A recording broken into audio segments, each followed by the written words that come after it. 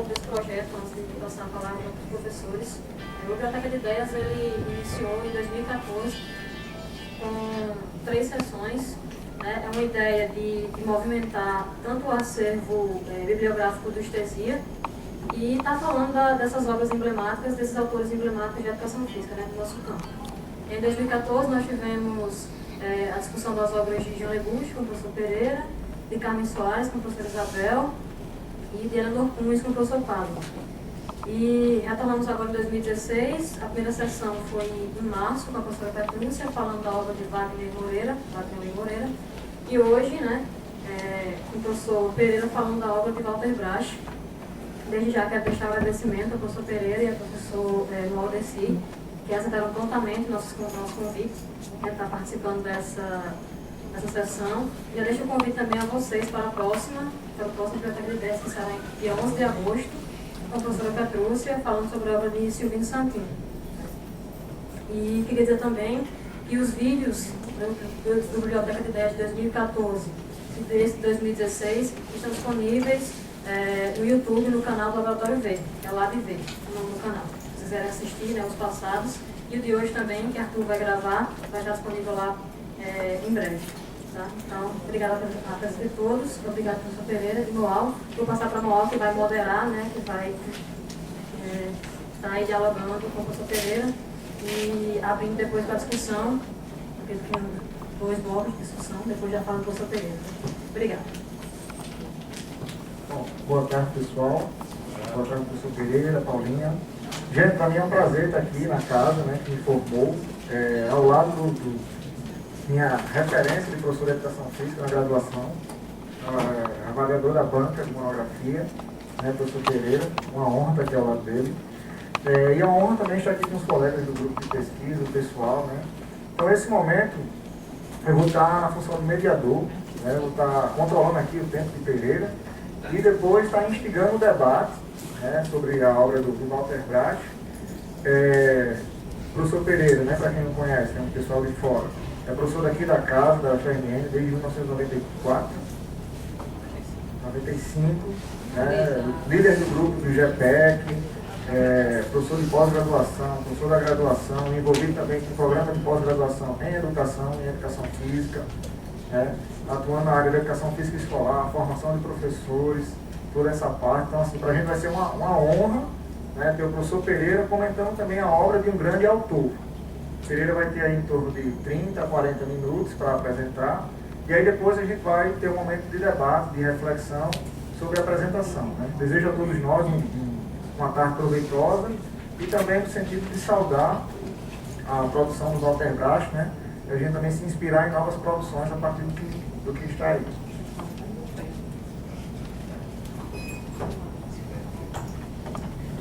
Ideias, desde a primeira participação, eu enalteci muito essa iniciativa do grupo, porque é uma iniciativa muito brilhante, que eu diria que é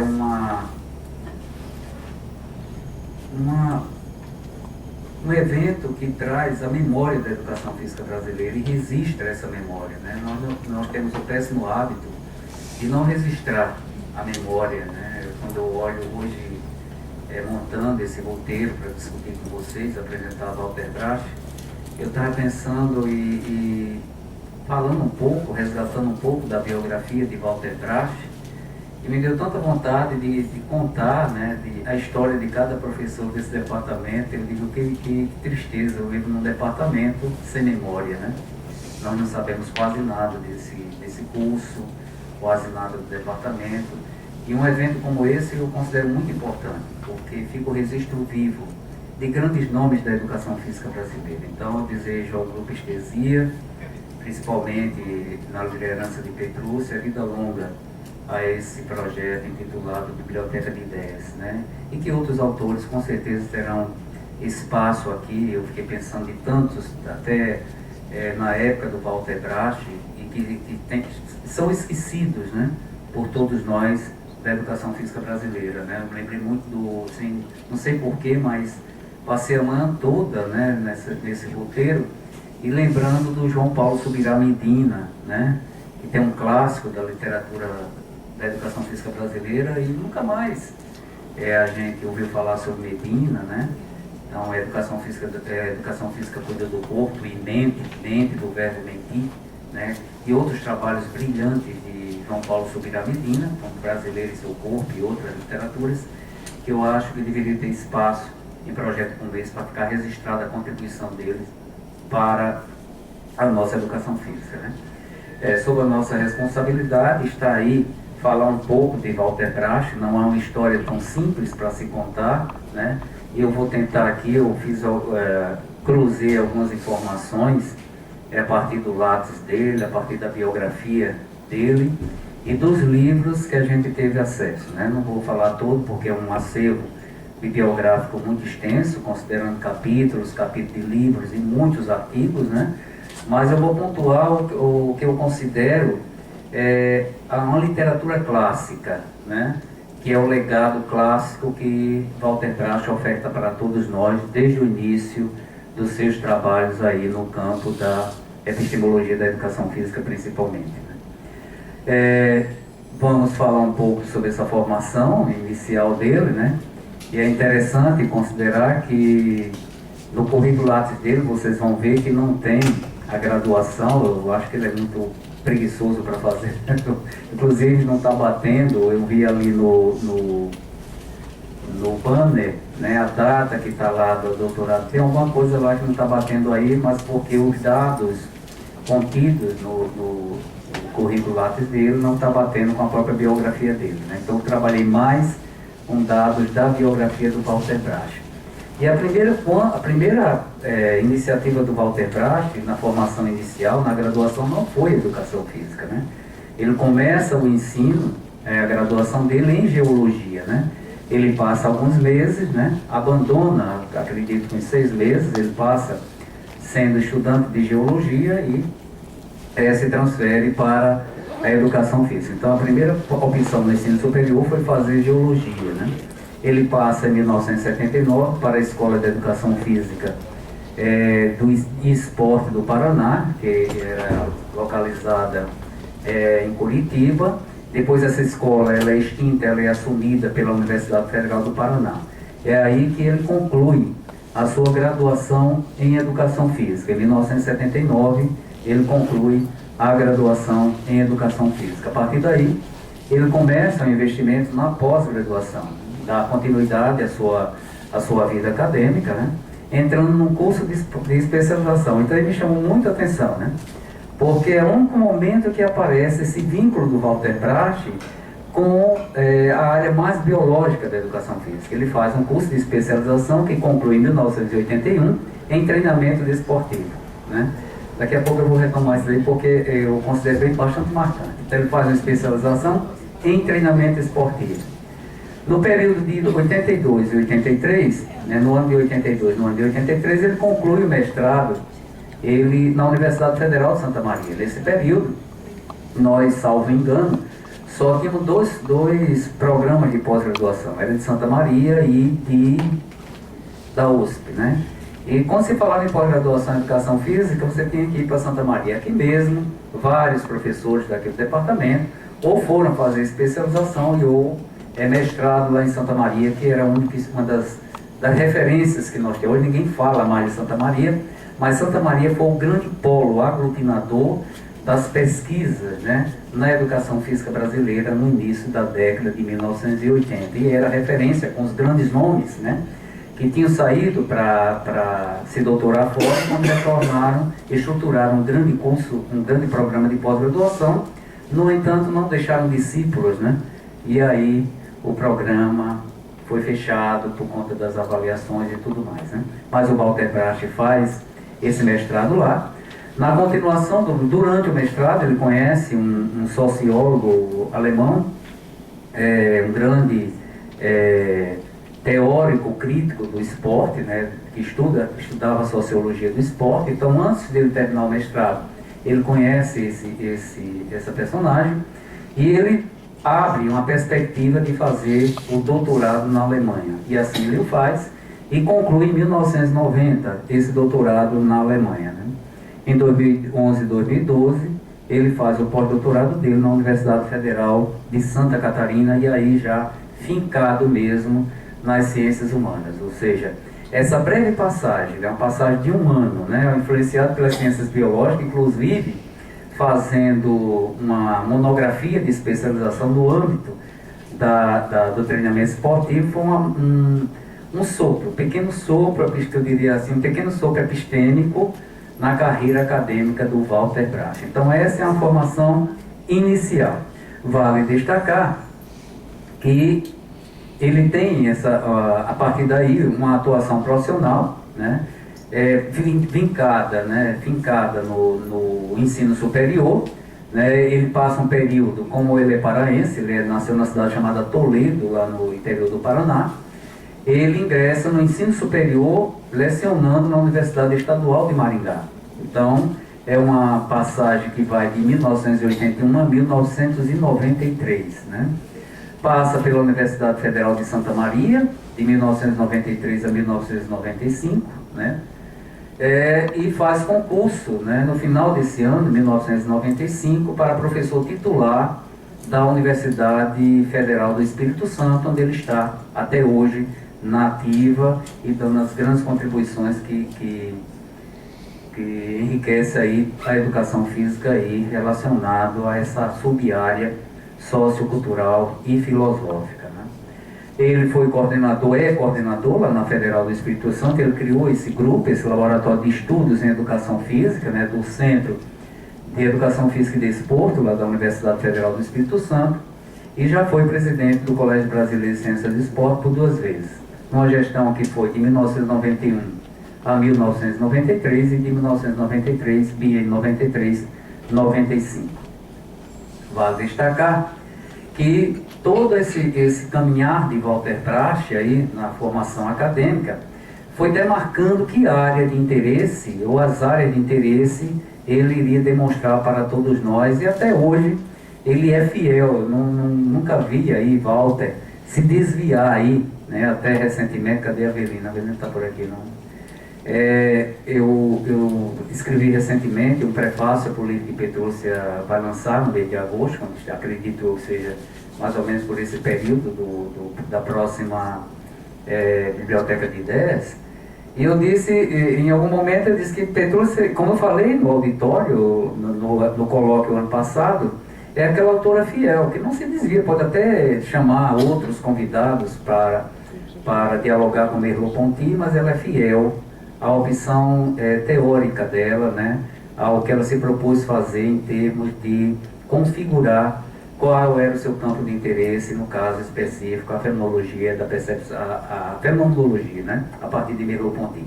O Walter Bracha também, ele é fiel a isso que ele se propôs. Claro que ele teve um momento de crise aí, que passa nessa breve temporada fazendo o curso de treinamento esportivo, mas aí começa a despertar para outras áreas do conhecimento que não daria conta, as expectativas dele não seriam atendidas se ele tivesse continuado no treinamento esportivo. Mas vinculado a ele o interesse pelos estudos e pesquisas sobre educação física escolar, formação continuada de professores, educação e epistemologia, né? Sobre essa parte de epistemologia, para mim foi uma honra muito grande dividir uma mesa redonda com ele aqui no evento de epistemologia que Petrúcia fez, quando a então coordenadora do GT de epistemologia do Colégio Brasileiro de Ciências do Esporte, e que naquela oportunidade nós discutimos o conceito de corporeidade, cultura corporal do movimento, né?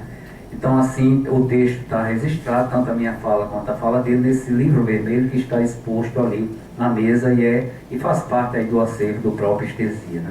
Mas a epistemologia da educação física é muito marcante na obra, e daqui a pouco eu vou citar uma obra que Paulinho eu trouxe, viu? Estava comigo o livro de vocês.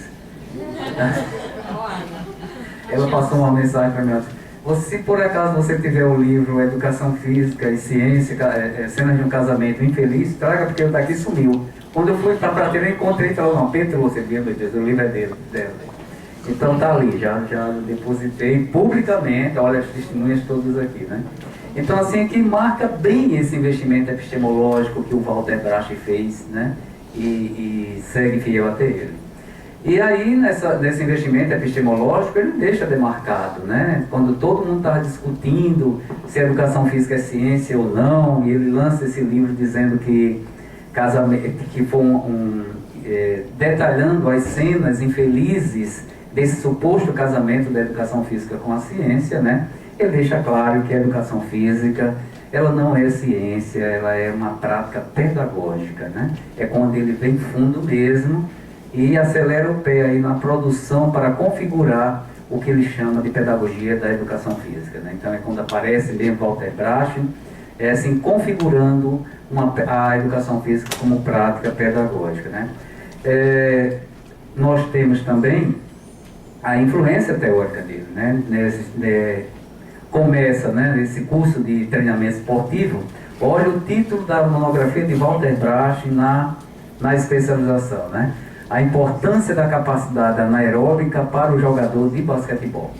Esse foi o título dele. Quando a gente vai para outros títulos dele, né, a criança que pratica esporte, respeita as regras do jogo capitalista, educação física e ciência, cena de um casamento feliz, educação física e aprendizagem social, não tem nada a ver com essa especialização.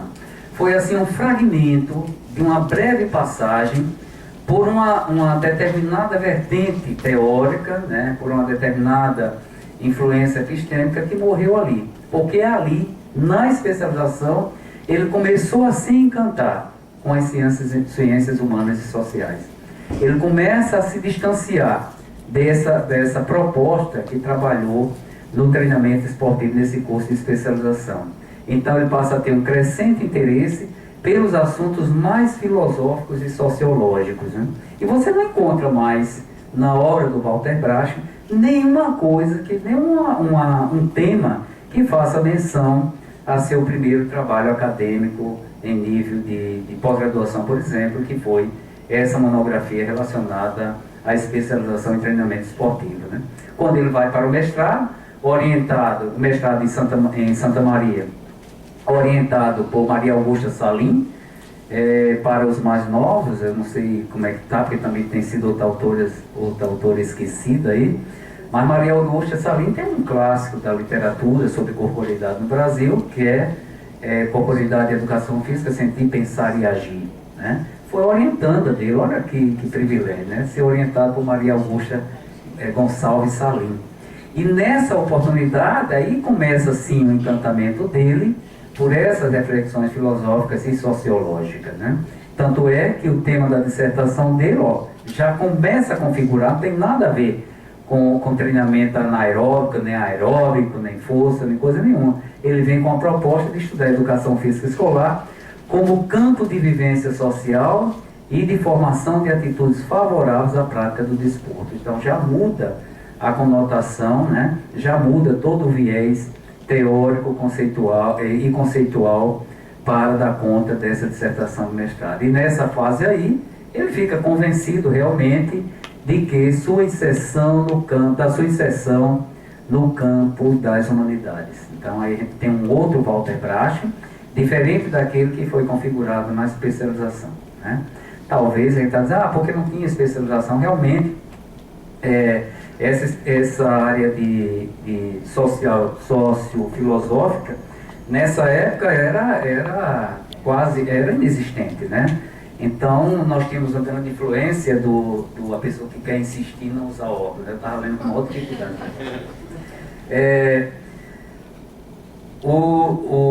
Nessa época tem uma influência muito marcante da biologia, né? No colégio, quem é mais antigo, como o Márcio, sabe muito bem que o Colégio Brasileiro de Ciências do Esporte, naquela oportunidade, era orientado por uma matriz extremamente biologicista, né? E esses autores, como Walter Bracho, como Celi Tafarel, como Michel Ortega Escobar, como Lino Castellani Filho, e outros críticos ferrenhos, né, desse modelo biologicista que imperava no Colégio Brasileiro de Ciências do Esporte, né?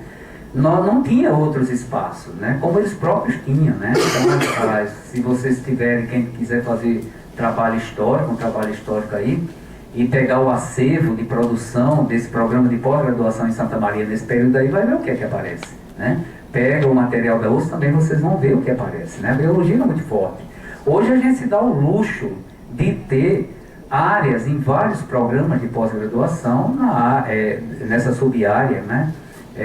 Sociofilosófica e pedagógica, né? Antigamente era a biologia mesmo, né? Então ele aparece aí com essa perspectiva interessante para todos nós, né?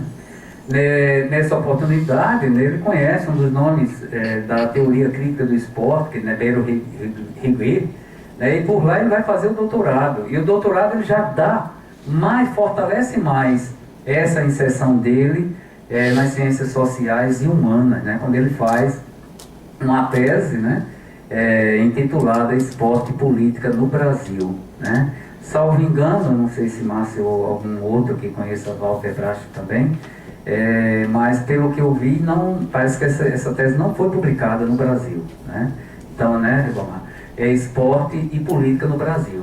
E aí aparece aquele Walter Bracht extremamente crítico em relação à prática esportiva, e os trabalhos subsequentes vão dar vida a esse Walter Bracht, que passou a ser estruturado, esse profissional orientado a partir das ciências humanas e sociais. A partir daí, ele começa, né, a deixar um legado significativo, né? Você vê, Walter Bracht já poderia estar aposentado, né?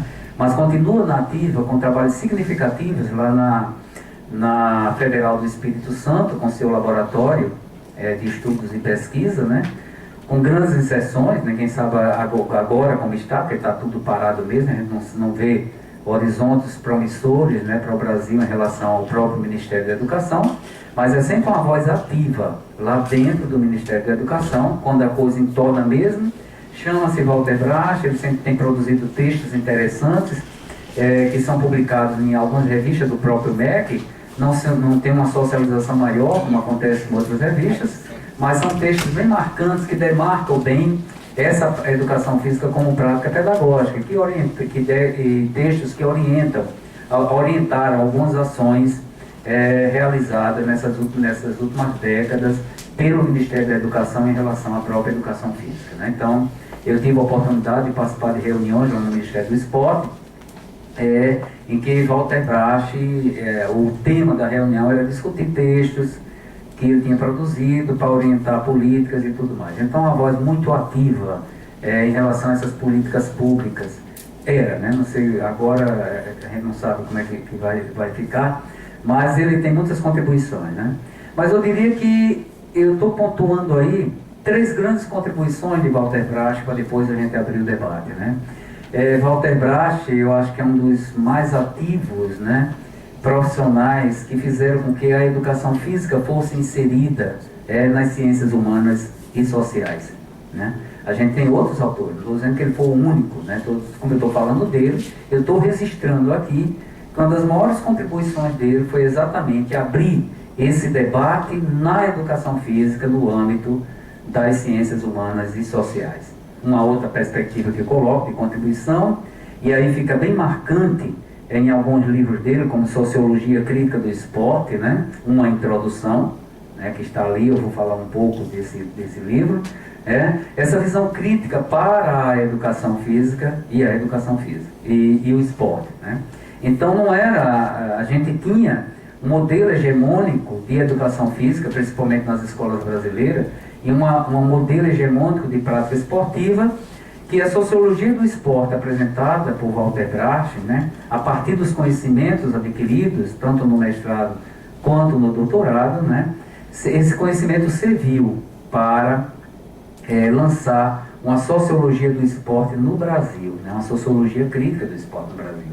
E isso incomodou muito, né, quando a gente vai revisitar o livro do Coletivo de Autores e ver lá o discurso sobre a crítica aos movimentos renovadores da educação física brasileira, e quem viveu aquele momento sabe o que significou essa crítica que Walter Bracht e seus pares, né, como Celi Tafarel, como Lino Castellani, como Carlos Soares, as críticas que eles fizeram naquela época para configurar uma educação física mais fiel à função da própria escola, né, como essas críticas serviram para termos o que a gente tem hoje na educação física brasileira. Então, eu não digo que foi uma pouca contribuição, foi uma marcante contribuição para delinear aí o que nós temos hoje, principalmente a partir das ciências humanas e sociais, e delineando inclusive essas áreas de concentração que nós temos na pós-graduação hoje, a área pedagógica, a área filosófica, a área sociocultural e por aí vai. E por fim, eu destaco uma grande contribuição, que a meu ver é mais contemporânea, né, que é o investimento que ele fez na pesquisação, né, para mudar a ideia que nós, da academia, tínhamos em relação ao uso da pesquisação nas investigações científicas, principalmente realizado nas escolas, né. Nós, antes desse trabalho de Walter, e provavelmente ele tenha cometido também esse equívoco que nós cometemos aqui na universidade, de querer fazer uma pesquisação, que é uma pesquisa de intervenção, de tentar mudar uma realidade preocupante, e a gente saía daqui com um problema, saía da academia com um problema para encaixar esse problema na escola. Porque de longe a gente visualizava a escola e dizia, ali tem um problema, ali o professor não está sabendo ensinar educação física. Então a gente já chegava com o problema, treinava, né, literalmente o professor daquela escola para resolver aquele problema, que foi o meu olhar de pesquisador que viu. O Walter Brache inverteu isso daí, né? Nos trabalhos que ele realiza com pesquisação, principalmente na formação de professores, formação continuadas, ele não fica no altar, no pedestal da universidade, olhando de cima para baixo a escola. Não, ele foi para a escola, analisar, fazer estudos da realidade, conversar com professores e identificar problemas, para saber, para dar uma conotação mais fiel do que seja pesquisação. Se é uma pesquisa de intervenção, tem problema a ser resolvido, tem que ter uma intervenção para resolver esse problema. O problema não parte do pesquisador para o pesquisado, né? O sentido é contrário. Então vem do pesquisado para o pesquisador.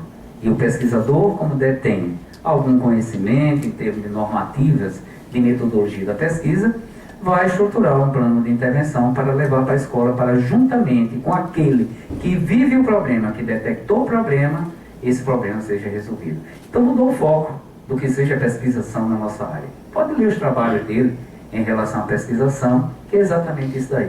O problema agora é encontrado no locus investigativo e não a partir da ideia que cada um tem em relação aos problemas, ao suposto problema que existe nas escolas. Então, uma grande contribuição de Walter Brache nesse sentido.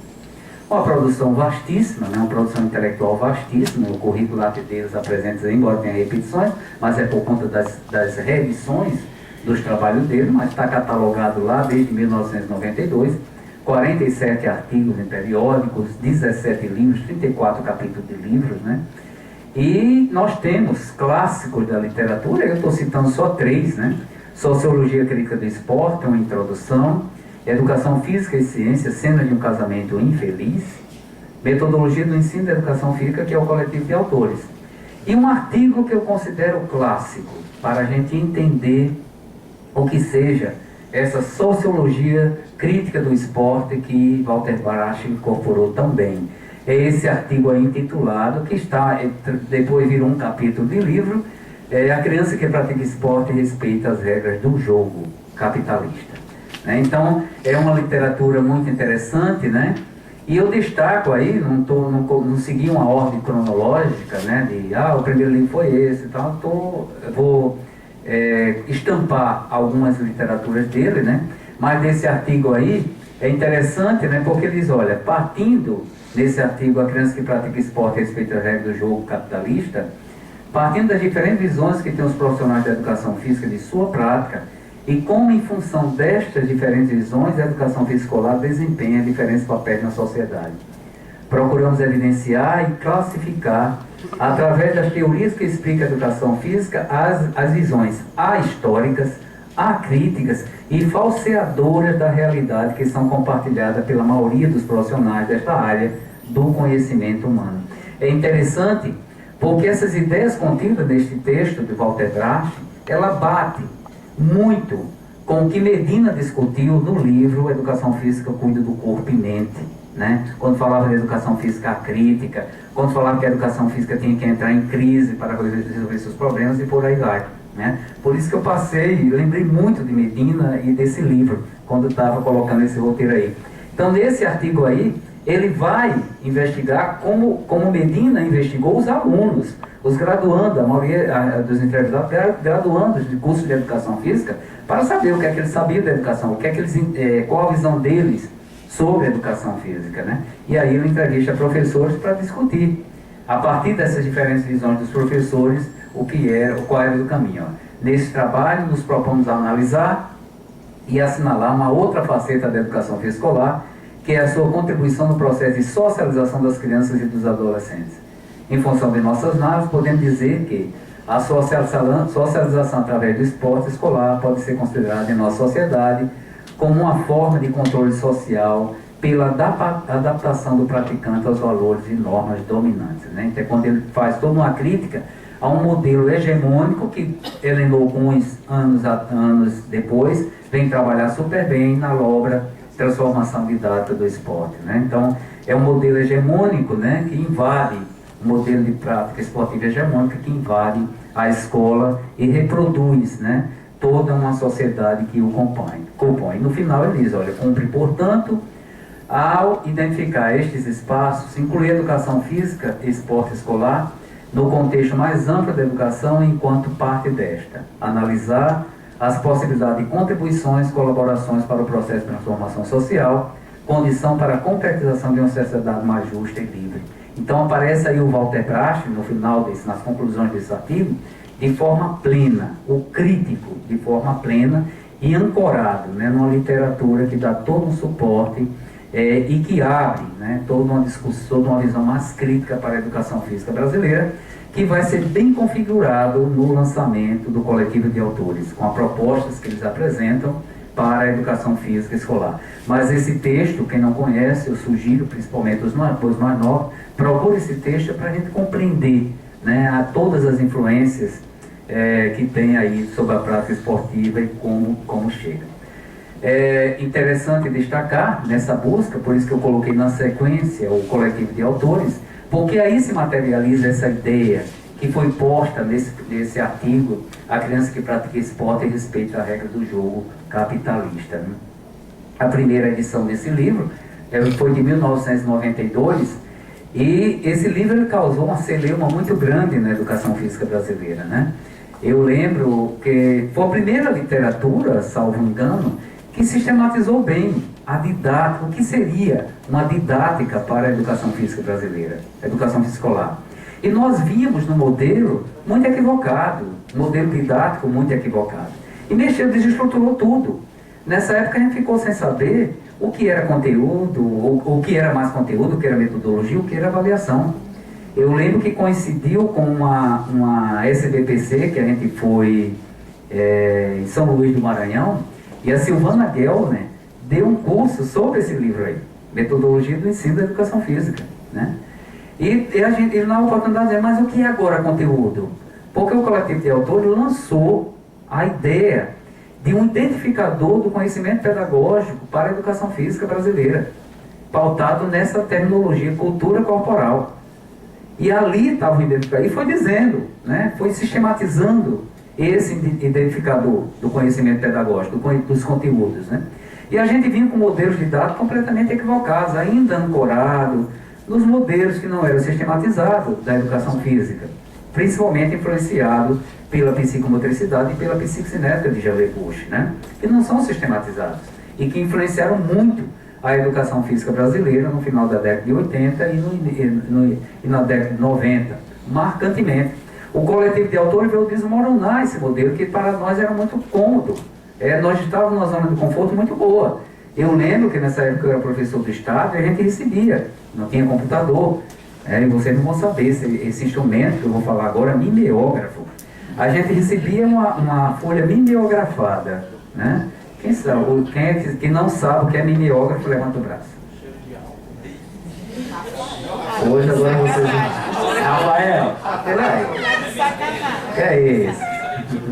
Mimeógrafo era uma máquina que você datilografava num stencil, né, num folha, era reproduzido na outra folha e você passava por dentro dessa máquina moendo, né, com uma coisa, e saía com álcool, cheirava álcool e tudo. Depois teve uma grande revolução quando criaram o mimeógrafo a óleo, né? Foi uma com a evolução marcante. Pois enfim, a gente recebia essa folha mimeografada para os planejamentos, em que a gente tinha uma coluna que era objetivo, conteúdo, atividade e materiais. Esse era o nosso modelo didático. O coletivo de autores desmoronou, porque o que a gente colocava como objetivo não era objetivo, a partir do que estava configurado pelo coletivo de autores. O que a gente colocava como conteúdo não era conteúdo, como estava proposto no coletivo de autores. Virou uma loucura. Todo mundo reclamava, né, nas rodas. Não estou entendendo mais nada. E não, então foi um livro que eu considero um clássico para compreendermos a educação física escolar no Brasil. Recentemente saiu a segunda edição, foi uma polêmica muito grande, né? Ela parou na justiça, né? Ficou bloqueada, a justiça bloqueou a liberação, nós tivemos acesso em primeira mão à obra, porque foi uma das obras apresentadas no Programa Nacional de Biblioteca na Escola, e nós avaliamos, então nós recebemos, ficamos com ele. Depois foi que a justiça liberou, eles brigaram entre eles, os autores, o coletivo e tudo mais, mas a justiça liberou. Importante destacar, nessa segunda edição, que tem entrevista de todos os autores no final, anexada a essa segunda edição. E o Walter Bracho, na fala dele, que é muito longa lá no livro, ele diz o seguinte, olha, observe, fazendo uma avaliação da obra, observe inicialmente que nós tínhamos clareza dos riscos da publicação de um livro com essas características, né? E realmente, né, foi um risco muito grande, mas foi muito positivo para toda a educação física brasileira, né? Na sequência ele diz, olha, essa ousadia tem lá seus preços. Até pelos debates que nós tínhamos no grupo, dá para perceber que existem lacunas, insuficiências, coisas que não estavam resolvidas, coisas das quais nós não tínhamos uma clareza, mas nós estávamos buscando isso. O que é que eles estavam buscando e eles lançaram? Essa semente, né, da visão cultural para a própria educação física. Por isso que eles lançaram o termo cultura corporal como identificador do conhecimento pedagógico para eles, né? Como conhecimento pedagógico, quando eu falo para eles é porque os autores lançaram cultura de movimento, cultura corporal de movimento, mas a semente veio daí do coletivo de autores. Essas questões culturais para a educação física veio daí. Então é um livro muito marcante porque introduz na nossa área esse conceito de cultura e até hoje nós estamos aí. Tudo que a gente fala, faz ou está pautado, a gente vai com a teoria pedagógica e de certa forma o coletivo de autores nos dá uma sistematização de uma das teorias pedagógicas da educação física brasileira, que é a teoria crítico-superadora. Então a gente mapeou agora, de forma mais coerente, o que deveria ser feito na escola. Fizeram as devidas críticas, disseram qual é a função da escola, e disseram a educação física, nessa perspectiva da crítico-superadora, tendo a cultura corporal como identificador desse conhecimento pedagógico, tem que agir assim. O professor tem que agir assim. Então, exigiu um novo pensar, um novo planejar, exigiu de todos os professores de educação física escolar uma outra organização didática para a educação física brasileira, e o Walter Bracho está aí nessa obra. Destaco também essa obra, Educação Física, né, e Ciência, Cenas de um Casamento Infeliz. Quem está interessado em compreender a epistemologia da educação física não pode deixar de ler esta obra. Esta obra é de 1999, numa época em que a gente vinha de 1990, 91, 92, numa discussão interminável sobre se a educação física era ciência ou não, com forte influência do livro de Manuel Sérgio, Educação Física ou Motricidade Humana, ele dizendo que a educação física era motricidade humana para dar uma conotação científica, né? O Walter Bracho, nessa obra, faz toda uma incursão crítica, né, sobre as cenas, né, que foram narra todas as cenas dessa tentativa de configurar a educação física como ciência. Por isso ele diz, cena de um casamento infeliz, porque até hoje a gente não resolveu esse problema da educação física. De certa forma, mais uma vez, a gente encontra em Walter Bracho um entrelaçamento com Medina, quando Medina falava sobre a crise de identidade da educação física, né? Nessa época, na década de 1990, o interesse maior era resolver esse problema aí. Ela vai ser, é ciência. E perguntar, tudo bem, ela é ciência, então qual é o objeto de estudo dela? Tanto a gente não resolveu, não é querendo polemizar isso daqui, mas tanto a gente não resolveu, que nos programas de pós-graduação em educação física, até hoje, com exceção dos pensamentos científicos, das pesquisas realizadas em nível de mestrado, doutorado, na área sociofilosófica e pedagógica, estou excluindo ela. Nós não deixamos claro o que diabo, desculpa a expressão, é o objeto de estudo da educação física. Se investiga de tudo. Até cérebro se investiga. Mas quando a gente procura saber, de fato, qual é o objeto de estudo dessas pesquisas orientadas pelo viés biologicista, a gente não consegue configurar o real objeto de estudo da educação física. Por que eu isolei a sociofilosófica e cultural? Porque pautado na ideia de que a educação física não é ciência, mas prática pedagógica, tem o movimento humano como cerne do seu estudo. O homem em movimento, no caso de vocês do Estegia, no caso do GEPEC, que a gente não analisa o movimento do homem, mas o homem em movimento, também influenciado pelos estudos, pelas contribuições de Walter Brasch, de Eleanor Kunz, de Heine Delbrand e tantos outros aí, que inverteram essa lógica. Né? Na época, Botani escreveu grandes artigos criticando essa série de nomes que queriam ditar para a própria educação física na tentativa de configurá-la como ciência. Né? A meu ver, a gente ainda não conseguiu, e eu não acho que esse deva ser o maior problema da educação física a ser resolvido, até porque, para ser ciência, ela deveria ser mais pura, né? E nós não somos uma área pura, né? A gente pega, nem na própria sociocultural filosófica, a gente não pega tudo isso, mas aí fica mais para Isabel, que estuda mais epistemologia, eu estou mais especulando isso daqui. Mas a gente precisa, né, da antropologia, da sociologia, da filosofia, da psicologia, como o pessoal da biológica precisa da fisiologia, da bioquímica e por aí vai, né? Então a gente está sempre precisando conhecimento de outras áreas para sobreviver. Então fica muito complicado. E isso daí é bem discutido nesse livro do Walter Brasch, as dificuldades que a gente tem para conceber a educação física como ciência, né? Até uma tentativa de ter um certo status aí acadêmico, mas é uma coisa que realmente, conforme ele coloca, a meu ver também foi um casamento muito infeliz. Ele diz, olha, a educação física deve tornar-se ciência, é uma interrogação que ele faz no início, né? A esta propõe-se os nomes, que eram os nomes que apareciam na época, né? Deixar de ser educação física para passar a ser chamada cinesiologia, ciências do movimento humano, ciência da motricidade humana e ciência do esporte. Ainda tinha outra que eu não coloquei aí, ele não colocou, ciência da ação motriz, que é de Pierre Parlebas, que é um francês, e por aí vai. Este casamento foi indicado por algum tempo para que a educação física lograsse legitimidade enquanto área do conhecimento, enquanto área acadêmica, né? E ao mesmo tempo superasse sua crise de identidade. Embora tivesse chegado a sua marcha nupcial, para o bem ou para o mal, o casamento não se concretizou, né? Não se concretizou. Não que faltasse torcida. No entanto, parece que mais recentemente, também para a área da educação física, a ciência deixou de ser um partido inquestionável. O objeto de discussão desse livro são os detalhes e as consequências que este namoro trouxe e vem trazendo para a educação física, né? Quem viveu essa época era muito complicada, né? Os debates eram muito acirrados, principalmente quando Manuel Sérgio vinha ao Brasil e participava aí desse debate. Então é um livro interessantíssimo, né? Tem um livro muito interessante, que mostra a fidelidade de Walter Brasch, a sociologia crítica do esporte, que está bem expressa nesse livro aí, Sociologia Crítica do Esporte, uma introdução, que ele parte dessas 5 grandes questões aí para delinear todo o livro, né?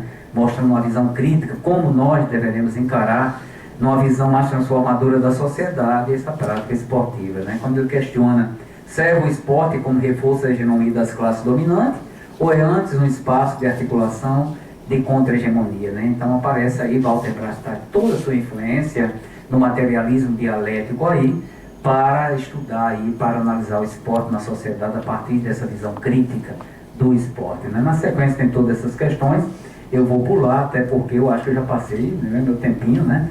Mas eu vou avançar e chega esse livro aí, que eu acho que é uma obra-prima, né, para compreendermos a educação física como prática social, que é esse livro aí, Aprendizagem, Educação Física e Aprendizagem Social, né? Ele queria contribuir, aí ele deixa marcante mesmo aquela opção. Não, já fiz minha reflexão sobre se a educação física é ciência ou não. Não vou mais entrar nessa celeuma, né? Então, para mim, a educação física é prática pedagógica, ponto final. E aí ele deixa bem delineado o que é uma educação física como prática pedagógica. E aí ele diz, olha, eu queria contribuir para o debate em torno de uma teoria da educação física como uma prática pedagógica. Então, mostra aí todo o investimento dele nesse percurso epistemológico aí, e definindo-se aí, não por considerar a educação física como ciência, mas como prática pedagógica, né? E afinal, nessa breve incursão que eu fiz pelas obras de Walter Bracht, né, tentando situar para vocês essa construção epistêmica dele, né? Em mais de 30 anos de carreira, Walter Bracht publicou vários livros, muitos artigos, orientou, formou muitos alunos e realizou inúmeras intervenções Brasil afora. Enfrentou temas diversos e levou muito a sério o imperativo de qualificar a produção científica da área, sem perder de vista seus impactos na prática pedagógica, a razão de ser, para ele, da própria educação física. A preocupação com a legitimidade da educação física escolar, aliás, é uma marca de sua produção e expressão do seu compromisso com a escola pública. Em retrospectiva, sua trajetória nos mostra que foi para a filosofia e para a sociologia, mas nunca nelas ficou, pois fez a opção política pelo campo da educação física. Por isso que eu coloquei naquelas contribuições a contribuição dele da inserção da educação física nas áreas humanas e sociais.